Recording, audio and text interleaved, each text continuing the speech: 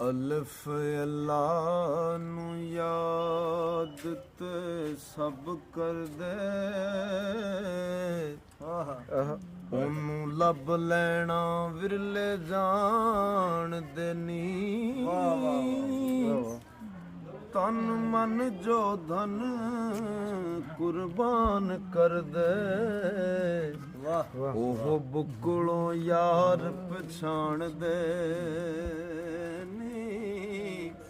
ਮੁੱਲਾ ਵਿੱਚ ਮਸੀਤ ਦੇ ਲੈਣ ਤਰਲੇ, ਆਸ਼ਿਕ ਘਰ ਬੈਠੇ ਮੌਜਾਂ ਮਾਣਦੇ ਨੀ।